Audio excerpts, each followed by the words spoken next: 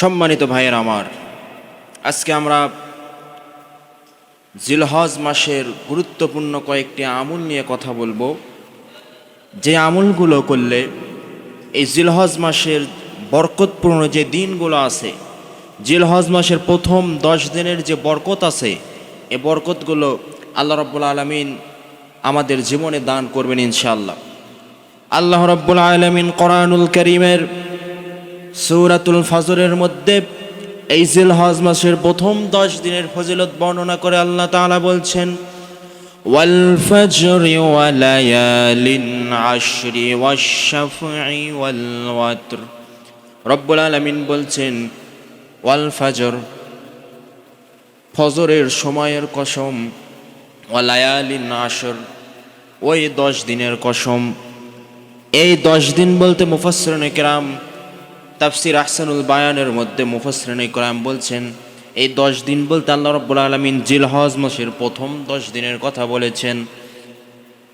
এই প্রথম 10 দিনের ফজিলত আল্লাহ রাব্বুল আলামিন এমন ফজিলত দিয়েছেন, আল্লাহ রাব্বুল আলামিন বলেছেন আল্লাহর নবী সাল্লাল্লাহু আলাইহি সাল্লামের মাধ্যমে যে পৃথিবীর মধ্যে যতগুলো দিন আছে, এই দিনের মধ্যে, এই দিনগুলোর মধ্যে ফজিলতপূর্ণ বরকতপূর্ণ দিন হলো জিলহজ মাসের প্রথম 10 দিন। সুবহানাল্লাহ।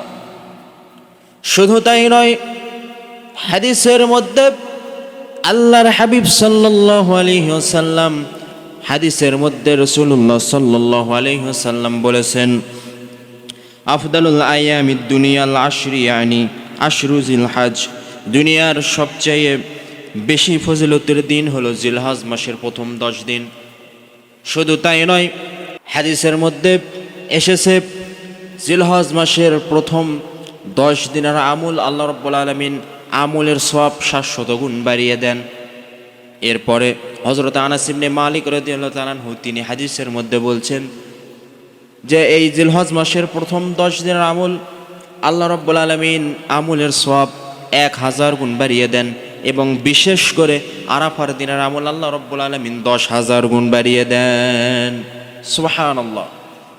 এই জিলহজ মাস এত গুরুত্বপূর্ণ ফজিলতপূর্ণ একটা মাস, যে মাসের প্রথম 10 দিন আমল করলে আল্লাহ রাব্বুল আলামিন বান্দাদের জন্য এত এত সওয়াব দান করবেন। সুবহানাল্লাহ।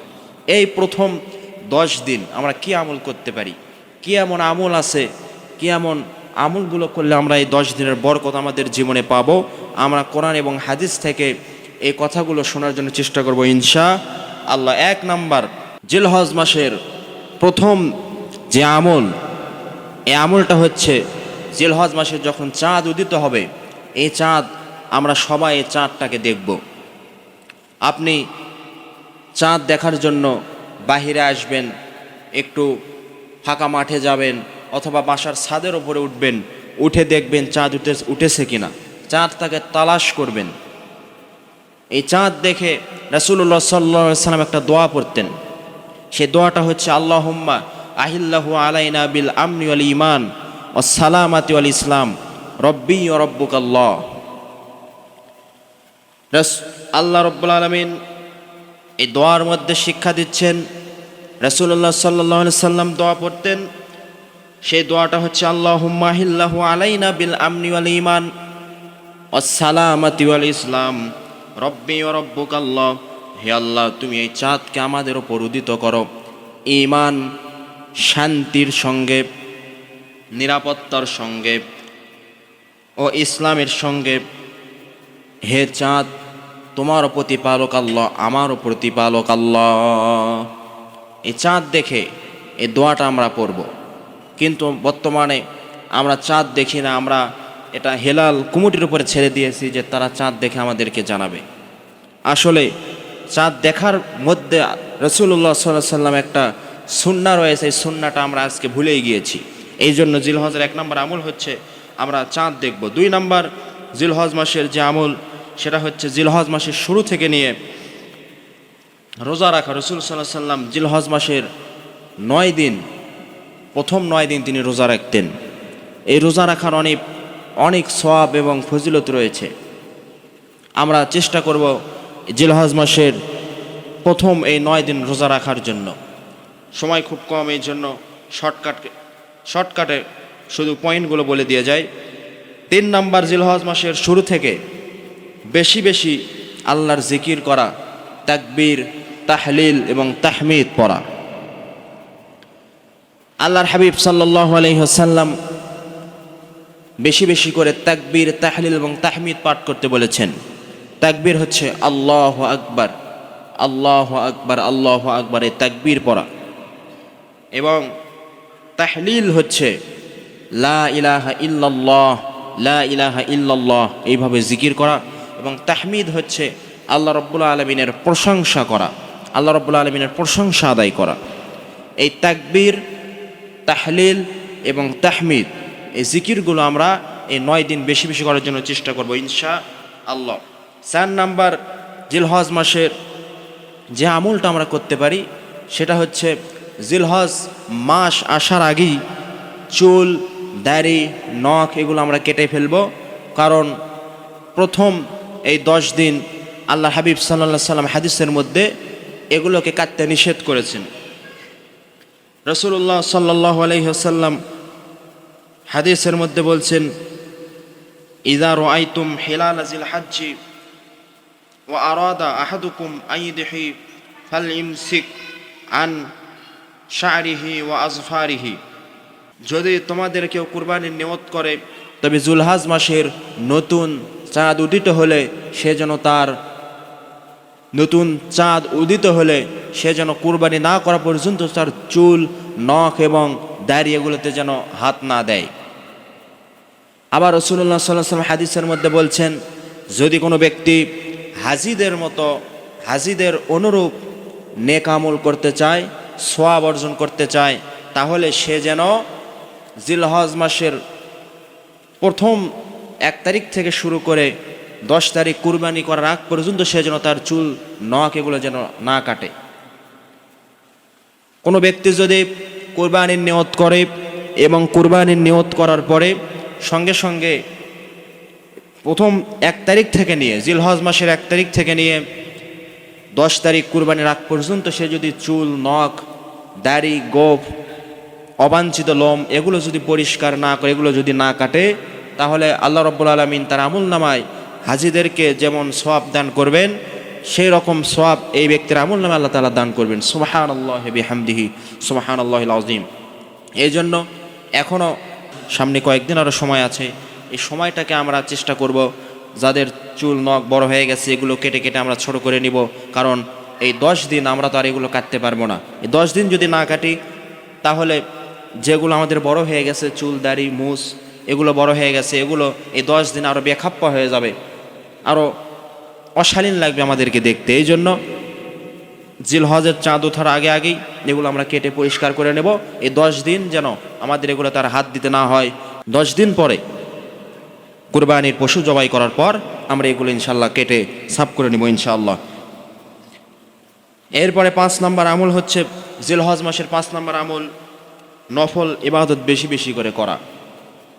এটা এই মোবারক সময়ে দান সদকা হতে পারে, বেশি বেশি নফল নামাজ হতে পারে, বেশি বেশি কোরআন তেলাওয়াত হতে পারে, কোনো মানুষকে একটু খুশি করে তার মুখে হাসি ফোটানো হতে পারে।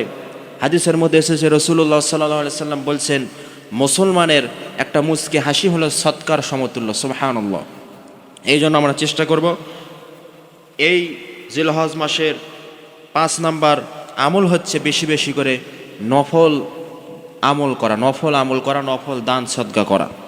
দান সদকা বেশি বেশি করে করব। আমরা যদি কোনো আমাদের বাড়িতে কাউকে থেকে কাজ করে নেই, অথবা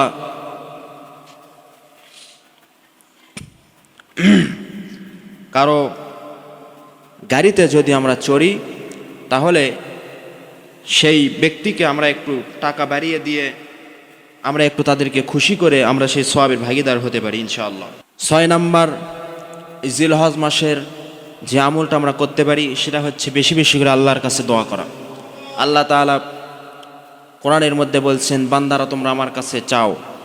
আমরা এমন একটা সত্তা পেয়েছি, এমন একটা রব পেয়েছি যে রবের কাছে চাইলেই খুশি হয় এবং না চাইলেই রব আমাদের উপরে রাগান্বিত হন, আমাদের ওপরে নাখোশ হন। এই জন্য আমরা আল্লাহর কাছে বেশি বেশি করে এই 10 দিন স্পেশালি আমরা আল্লাহর কাছে তো চাইবই, এই 10 দিন বেশি বেশি করে আল্লাহর কাছে আমরা দোয়া করব যেন আল্লাহ রাব্বুল আলামিন আমাদের দোয়াগুলোকে কবুল করেন, আমাদের তওবাগুলোকে কবুল করেন, আমাদের জিন্দগির গুনাহ খাতাগুলো 10 দিনের আমলের ওসিলায়, এই 10 দিনের বরকতের ওসিলায় যেন আল্লাহ তাআলা মাফ করে দেন। দোয়ার আর একটা সুযোগ আছে। হাদিসের মধ্যে রাসূলুল্লাহ সাল্লাল্লাহু আলাইহি সাল্লাম বলেছেন, যদি কোনো ব্যক্তি তার নামাজ এবং তার দোয়া 100 আল্লাহর কাছে কবুল করাইতে চায়, তাহলে সে যেন একটা আমল করে। সে আমলটা কি?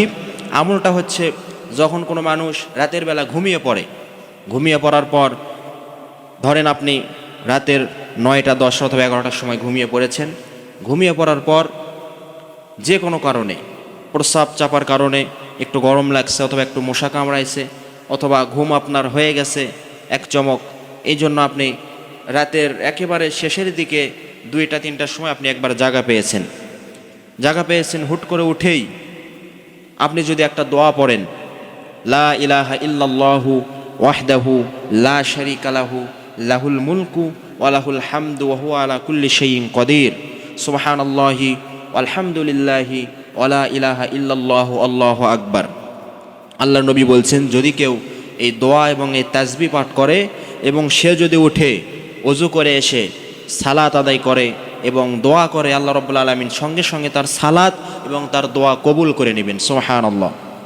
যদি এই ব্যক্তি সালাত যদি আদায় না করে, শুধু যদি শুয়ে থেকেই আল্লাহর কাছে দোয়া করে, এই একটা দোয়া পড়ে আপনি হয়তো 2টার সময় 3টার সময় জাগা পেয়েছেন, জাগা পাওয়ার পরে আপনার মনে এসেছে যে রাসূলুল্লাহ সাল্লাল্লাহু আলাইহি সাল্লাম বলেছিলেন যে ব্যক্তি এই একটা তাসবিহ আর একটা দোয়া পড়বে, দোয়া পরে আল্লাহর কাছে যা চাইবে আল্লাহ তাই কবুল করবেন, এটা পড়ে যদি, এটা মনে করে যদি ওই দোয়াটা পড়ে, লা ইলাহা ইল্লাল্লাহু ওয়াহদাহু লা শারীকা লাহু লাহুল মুলকু ওয়া লাহুল হামদু ওয়া হুয়া আলা কুল্লি শাইইন কদির, এই দোয়া এবং তাসবিহ পড়ে সুবহানাল্লাহ আলহামদুলিল্লাহ লা ইলাহা ইল্লাল্লাহু আল্লাহু আকবার, এটা পড়ার পর সে যদি আল্লাহর কাছে দোয়া করে, আল্লাহ জীবনে অনেক গুনাহ করেছি, আল্লাহ অনেক ভুল করেছি, অনেক অন্যায় করেছি, আপনি আমাকে মাফ করে দেন, আল্লাহ অনেক ঋণের মধ্যে আছি, ঋণের বোঝায় চাপা পড়ে আছি, আল্লাহ দুনিয়াতে কেউ আমাকে সাহায্য করতেছেন, আপনি আমাকে সাহায্য করেন, আল্লাহ আমার একটা রোগ হয়েছে, আমার সন্তানের একটা রোগ হয়েছে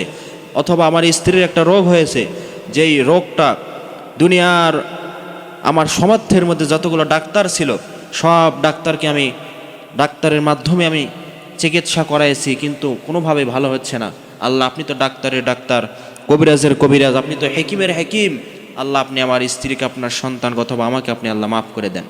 আপনি এটা পড়তে পড়তে আবার ঘুমিয়ে পড়েছেন, আপনার কাঁধে নিয়োজিত যে ফেরেশতাদ্বয় আছে তারা আল্লাহর কাছ থেকে আপনার জন্য এই দোয়াটা কবুল করে নিয়েই ছাড়বেন ইনশাআল্লাহ। এই জন্য আমরা বেশি বেশি করে আমরা দোয়া করব আল্লাহর কাছে, আল্লাহ রাব্বুল আলামিন আমাদের সকলের মনের আশা যেন কবুল করেন। 7 নম্বর, জিলহজ মাসের গুরুত্বপূর্ণ এই 10 দিনের মধ্যে যে আমলটা আমরা করতে পারি, এর মধ্যে 7 নম্বর আমল হচ্ছে 9 জিলহজ ফজর থেকে নিয়ে 13 জিলহজ আসর পর্যন্ত আল্লাহর একটা তাকবীর পড়ার জন্য আল্লাহ তাআলা আমাদেরকে নির্দেশ দিয়েছেন। সেই তাকবীরটা প্রত্যেক ফরজ নামাজের পর প্রত্যেক বালেগ মুসলমান নর এবং নারীর উপরে এই তাকবীর পড়া ওয়াজিব। এই তাকবীরটা আমরা সবাই জানি। এই তাকবীরটা হচ্ছে আল্লাহু আকবার, আল্লাহু আকবার, লা ইলাহা ইল্লাল্লাহু, আল্লাহু আকবার ওয়ালিল্লাহিল হামদ। প্রত্যেক ফরজ নামাজের পর এই তাকবীরটা আমাদেরকে পড়তে হবে। পুরুষদের জন্য উচ্চ স্বরে পড়া ওয়াজিব এবং নারীদের জন্য মনে মনে পড়া। 9 তারিখ ফজর থেকে নিয়ে 13 তারিখ আসর পর্যন্ত মোট 23 ওয়াক্ত নামাজে এই তাকবীর পড়া আমাদের জন্য ওয়াজিব। এই তাকবীরের আমলটা আমরা সবাই করব। এই তাকবীরের আমল যদি আমরা না করি তাহলে আমরা ওয়াজিব তরক করার গুনায় আমরা গুনাহগার হব। এই জন্য এই গুরুত্বপূর্ণ আমল আমরা পড়ার জন্য চেষ্টা করব। এবং যদি কোনো ব্যক্তি নামাজ হয়তোবা জামাত শুরু হয়ে গেছে, এসে 1 রাকাত পেয়েছে অথবা 2 রাকাত পেয়েছে, ইমাম সাহেব সালাম ফিরে পড়ে ফেলছেন, আপনিও যখন সালাম ফিরবেন তখন আপনিও সঙ্গে সঙ্গে এই তাকবীর একবার পাঠ করে নেবেন। 8 নম্বর, জিলহজ মাসের এই 10 দিনে আমরা 8 নম্বর যে আমলটা করতে পারি সেটা হচ্ছে আরাফার দিবসে রোজা আমরা কেউ মিস করব না ইনশাআল্লাহ। আরাফা দিবসের রোজার অনেক গুরুত্ব এবং ফজিলত রয়েছে। আল্লাহর হাবিব সাল্লাল্লাহু আলাইহি ওয়াসাল্লাম হাদিসের মধ্যে এই রোজা রাখার জন্য উৎসাহ দিয়েছেন। রাসূলুল্লাহ সাল্লাল্লাহু আলাইহি ওয়াসাল্লাম বলেছেন, সিয়াম ইয়াউমি আরাফা আহতাসিবু আলাল্লাহু আই কাফিরা সানাতাল্লাতি ক্বাবলা ওয়া সানাতাল্লাতি বাদা। রাসূলুল্লাহ সাল্লাল্লাহু আলাইহি ওয়াসাল্লাম হাদিসের মধ্যে বলছেন, আমি আশা রাখি যদি কোনো ব্যক্তি আরাফার দিবসে রোজা রাখে তাহলে আল্লাহ রাব্বুল আলামিন তার জীবনের বিগত 1 বছর এবং সামনের 1 বছরের গুনাহ খাতা আল্লাহ তাআলা মাফ করে দিবেন। সুবহানাল্লাহি ওয়া বিহামদিহি সুবহানাল্লাহিল আযীম। এই জন্য আরাফার দিবসে আমরা রোজা রাখবো।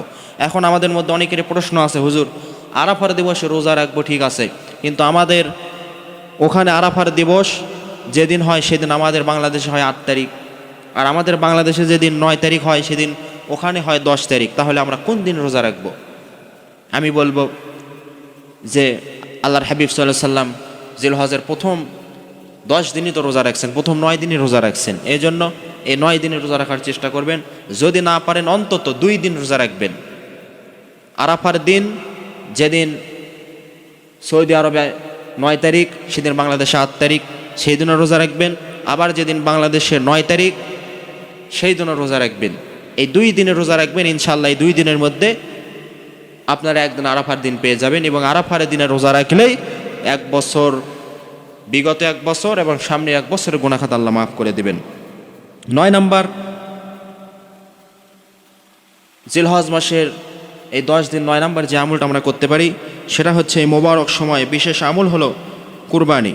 রাসূলুল্লাহ সাল্লাল্লাহু আলাইহি ওয়াসাল্লাম ওই কুরবানি করার জন্য আমাদেরকে উৎসাহ দিয়েছেন। রাসূল সাল্লাল্লাহু আলাইহি ওয়াসাল্লাম তিনিও রাসূলুল্লাহ সাল্লাল্লাহু আলাইহি ওয়াসাল্লাম বলেছেন, পশুর রক্তের ফোঁটা জমিনে পড়ার আগে আগেই আল্লাহ রাব্বুল আলামিন ওই কুরবানির দাতার জীবনের গুনাহ খাতাগুলো আল্লাহ তাআলা মাফ করে দেন। সুবহানাল্লাহ। শুধু তাই নয়, ওই কুরবানির পশুর শরীরে যতগুলো লোম আছে, যতগুলো পশম আছে, যতগুলো চুল আছে, এই চুল পরিমাণ গুনাহ খাতা আল্লাহ তাআলা বান্দার আমল নামায় থেকে মাফ করে দেন। সুবহানাল্লাহ। এই জন্য এই 10 দিনের মধ্যে আমরা 9 নম্বর আমল হচ্ছে কুরবানি করাই, কুরবানি করব। 10 নম্বর, এই 10ই জিলহজ থেকে আইয়ামে তাশরিকের এই কয়েকদিন রাসূলুল্লাহ সাল্লাল্লাহু আলাইহি সাল্লাম খানাপিনা করতে আমাদেরকে নির্দেশ দিয়েছেন। আমরা খানাপিনা করব, খাওয়া দাওয়া করব। এই আইয়ামে তাশরিকের দিনগুলি থেকে আমরা রোজা রাখবো না, রোজা রাখা এই দিনে হারাম। এই জন্য আমরা খানাপিনা করব। আল্লাহর হাবিব সাল্লাল্লাহু আলাইহি সাল্লাম তিনি হাদিসের মধ্যে খানাপিনা করতে বলেছেন। নবী সাল্লাল্লাহু আলাইহি সাল্লাম বলেছেন, আইয়ামু আকালিন ওয়া শুরবিন ওয়া তাহমিদিন, তোমরা এই কয়েকদিন তোমরা খানাপিনা করো, নিজে খাও, মেহমানদেরকে খাওয়াও, অন্যকে খাওয়াও, মেহমানদারি করো, তোমরা খানাপিনা করো বেশি বেশি করে। এই কয়েকদিন আমরা খানাপিনা করব, নিজে মেহমান হব এবং অপরকে আমাদের বাড়িতে মেহমান বানাবো। এই 10 দিন এই ফজিলতপূর্ণ, এই গুরুত্বপূর্ণ এই 10টি আমল আল্লাহ তাআলা আমাদের সকলের জীবনে আমল করার মতো তৌফিক দান করুক। সকলে বলছে আল্লাহুম্মা আমিন।